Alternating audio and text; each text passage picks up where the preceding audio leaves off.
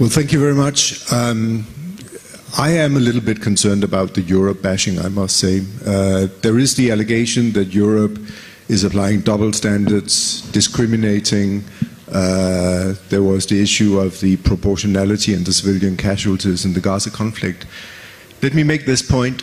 I think Israel should insist that we discriminate you, that we apply double standards.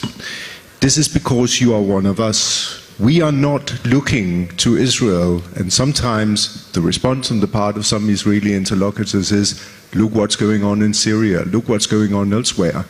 Those are not the standards that you are being judged by. It's not the standards that Israel would want to be judged by.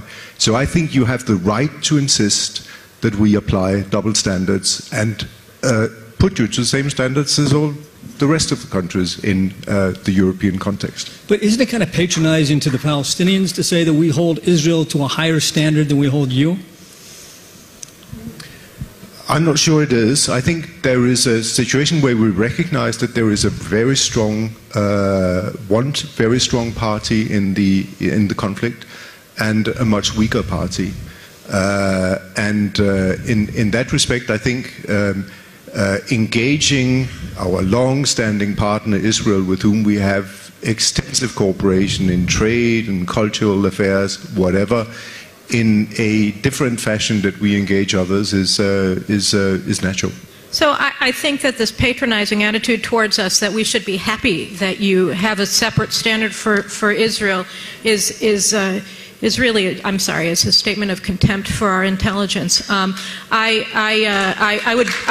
consider it to be an obsession.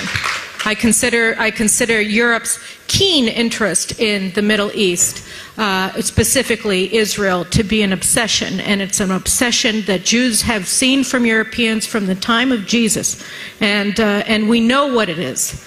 That's one thing. The other thing here is, you know, we have this whole common culture. I mean, really? You know, we respect international law. You guys make it up.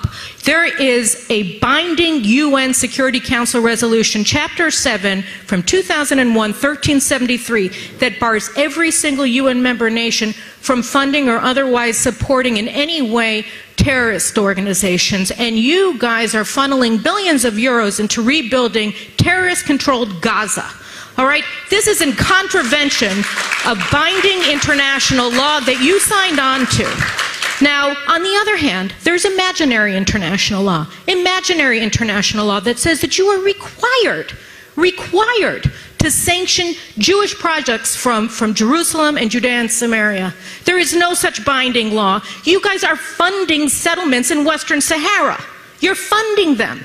You're funding them directly. So, you know, this is not a double standard. This is a singular standard for Israel. It's not about international law. It's about an obsessive, compulsive need to constantly pick at the Jewish state. And no, I don't want to be proud that you're looking at us in a different standard from our neighbors, because you're not looking at our neighbors as human beings. What you're saying is they're objects. The only actor in this entire region are the people they're trying to annihilate. And the only people who are supposed to be judged for our actions, and always poorly, are the people who are doing everything possible, more than Europe, right? More than the United States, more than anybody, in order to protect the lives of the Palestinians. So with all due respect, and I would love it if I could have more respect for Europe, but your treatment of Israel, your singular standard, your obsessive, compulsive need to constantly pick at the Jewish state, right, makes it very, very difficult. Very, very difficult to worry if you made a helpful statement saying, oh, you know, Gaza should be demilitarized. The only way, and you know this, the only way that Gaza will be demilitarized is if Israel reoccupies Gaza. That's the only way. The only military organization here that is not a terrorist organization and is not a terrorist supporting organization is the IDF. And for that, we are calumniated, we are condemned, we are investigated, we are put on trial every single day. Our soldiers are condemned by you.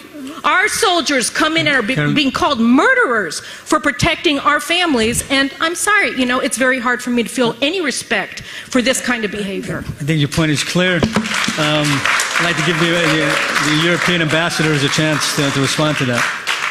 Ambassador Var, Ambassador.